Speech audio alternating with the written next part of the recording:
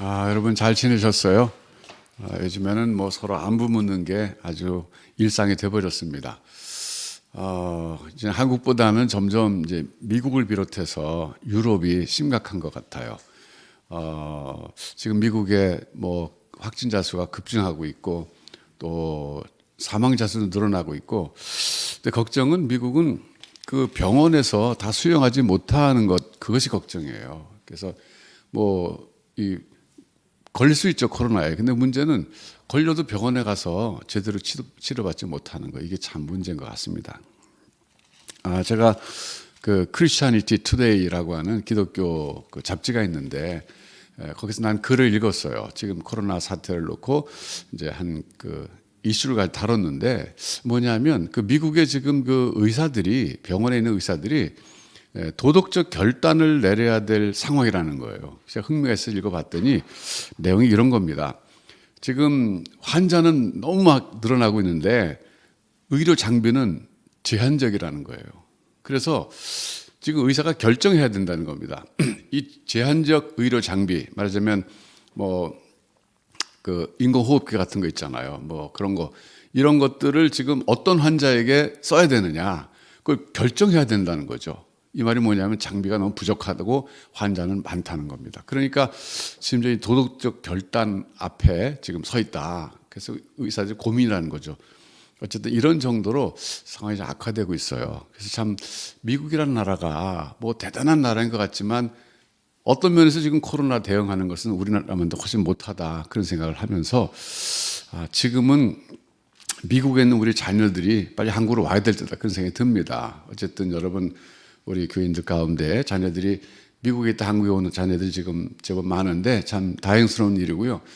아직 미국에 있어서 오지 못한 아이들 위해서 우리가 잘 기도해야 될 것 같아요. 하나님 그들을 보호하여 주시옵소서.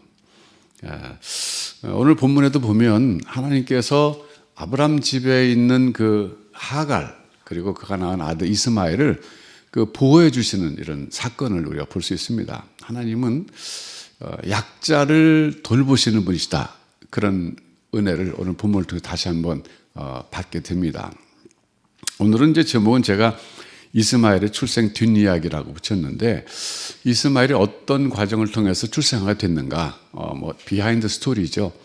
그런 과정에서 하나님께서는 아브라함 가정의 식구들을 어떻게 다루시는가를 우리가 볼 수 있어요. 특별히 하갈을 어떻게 하나님 다루시는가, 또 이런 것들을 통해서 우리가 하나님은 가정 내에서 한 연약한 사람을 돌보시는 분이시다, 이런 것들을 우리가 깨닫고 은혜를 받고 우리도 기도하게 됩니다. 자, 오늘 얘기는 잘 아시는 얘기이기 때문에 제가 길게 설명하지 않겠습니다. 이제 몇 가지 집어서 얘기하고 싶은 것은 이 이스마엘의 출생의 배경에는 아브라함의 아내 사레의 아이디어가 있었다, 이겁니다.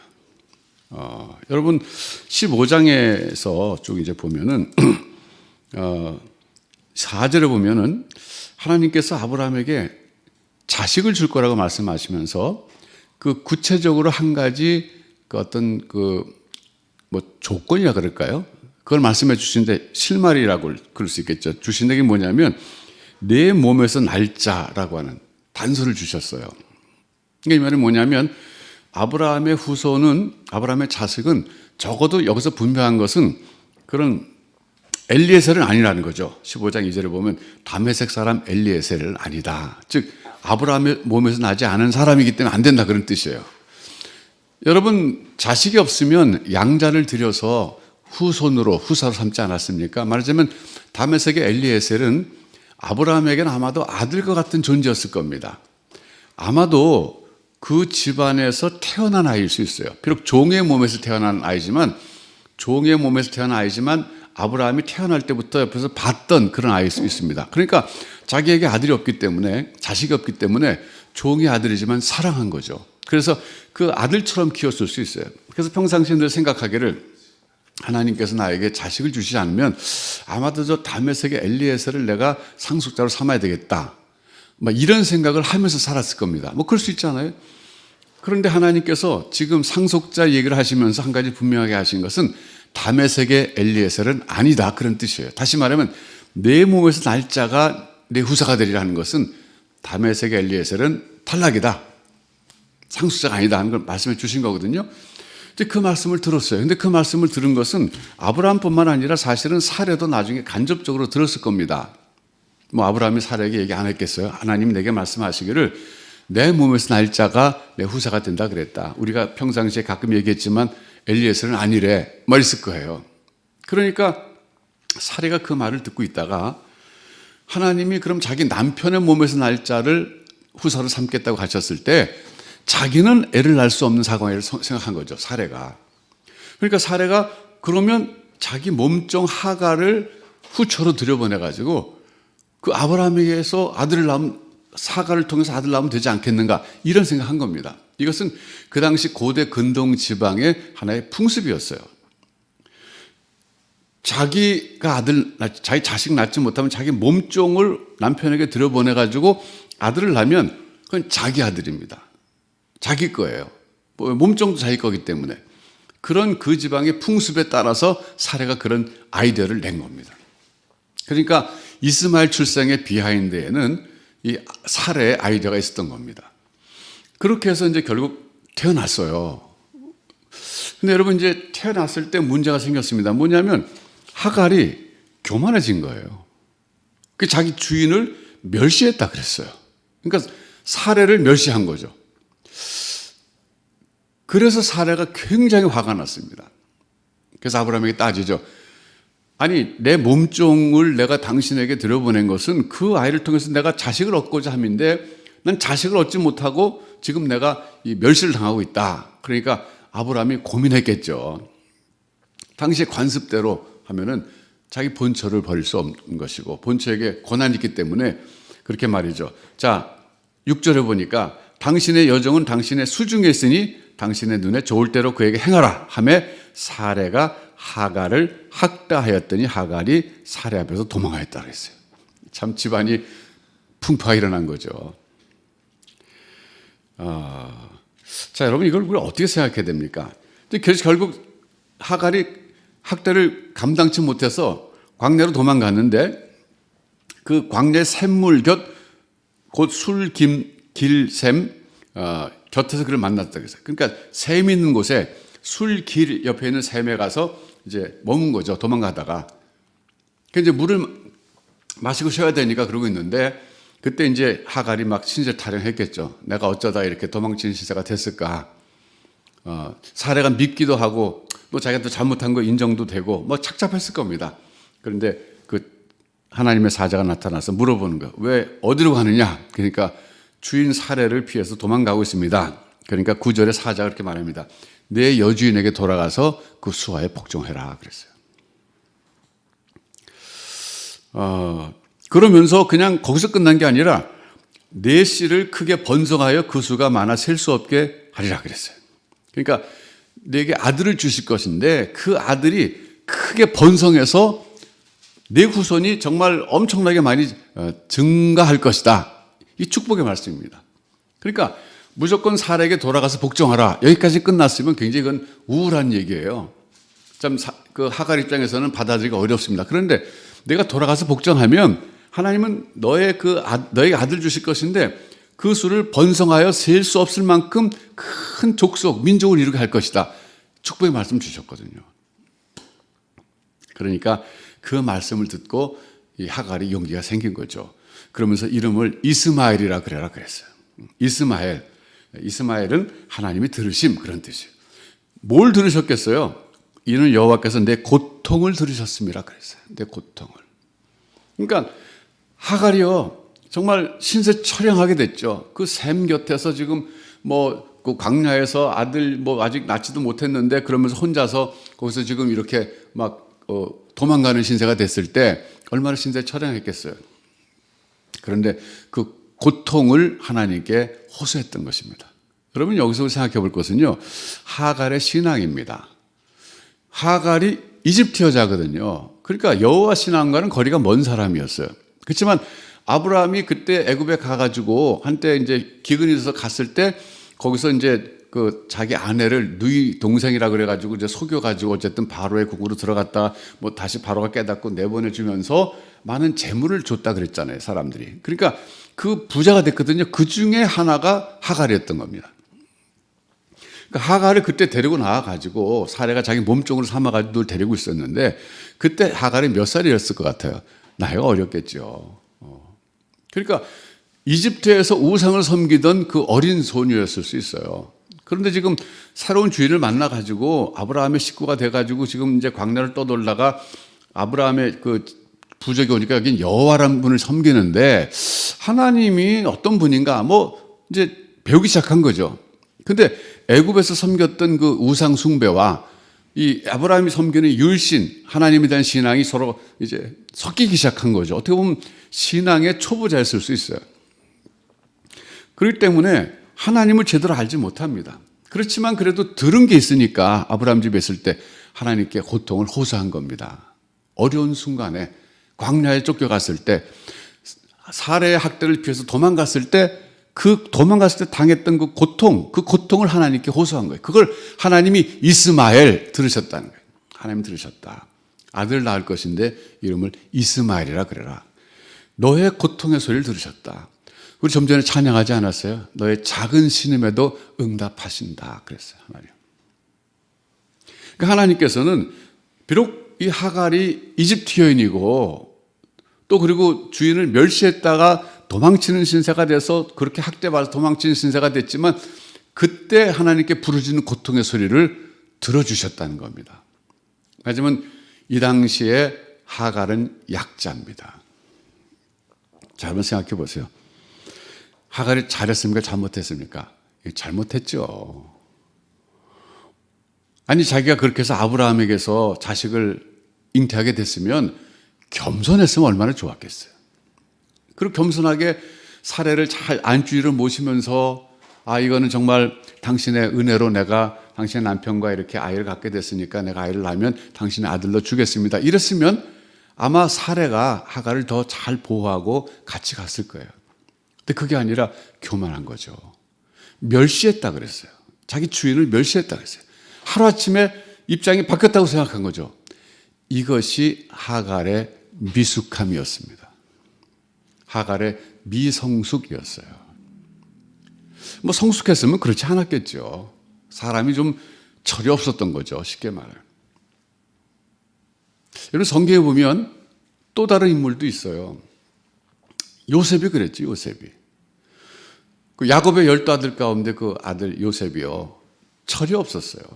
사실은 뭐 야곱의 사랑을 가장 독차지했지만 그래서 그 채색 옷을 입었다는 것은 그 상속자란 뜻입니다. 그 정도로 아버지 야곱의 총애를 받았지만 그리고 특별히 꿈을 꾸는 청년이었어요. 그러니까 하나님 그에 특별한 영적인 은혜를 주신 것도 사실이에요. 그런데 미숙했어요.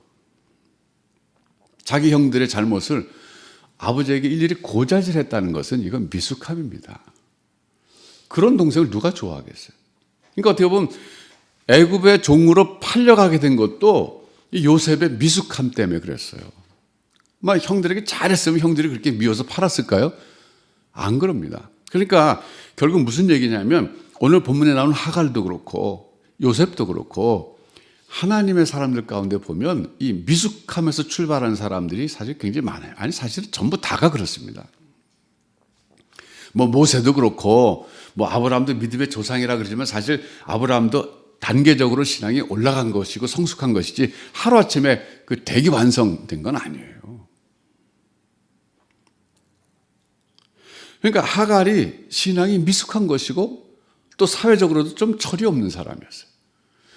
그런 그 하갈의 그 고통, 자기의 미숙함 때문에 당한 그 고통이었지만 그 미숙함 때문에 당한 고통을 하나님 앞에 토로했을 때 하나님은 들으신다 그런 얘기예요. 하나님이 그래 싸다 싸. 내가 고통당할 만하지. 내가 주인을 멸시했으니까 당해도 싸다. 그러시지 않고 불쌍히 여기시고 고통을 들어주셨다. 이스마엘 하나님이시라는 겁니다. 이런 게 우리에게 위로가 돼요. 여러분 사실 우리가 살다 보면 지금 하갈과 같은 고통의 상황에 빠질 때가 많습니다. 근데 그 원인이 나의 미숙함 때문에 나의 연약함 때문에, 나의 죄성 때문에 그런 경우가 많습니다. 아니, 사실 거의 다예요. 대부분 그래요. 근데 그럴 때 우리가 하나님 앞에 나가서 참 때로는 구하기도 부끄럽죠. 왜 내 잘못 때문에 이런 고통이 왔다는 거 알면 알수록 부끄럽죠. 그러나 그럴 때도 하나님 앞에 고통을 호소해야 합니다. 하나님, 비록 내가 부족해서, 내가 연약해서, 내가 미성숙해서 나의 죄성 때문에 그랬지만 하나님 이 고통을 들어주시옵소서. 그럴 때 하나님이 이스마엘 들어주십니다.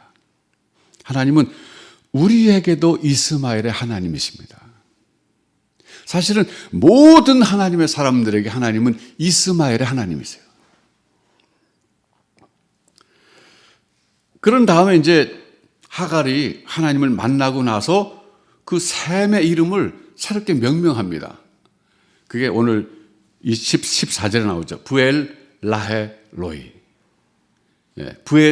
부엘 라헤 로이 그랬어요. 그 밑에 그 훗노트에 보시면 이렇게 설명하고 있죠. 나를 살피시는 살아계신 이의 우물 그랬어요. 즉 체험적 지식이 생겼어요. 하나님에 대해서.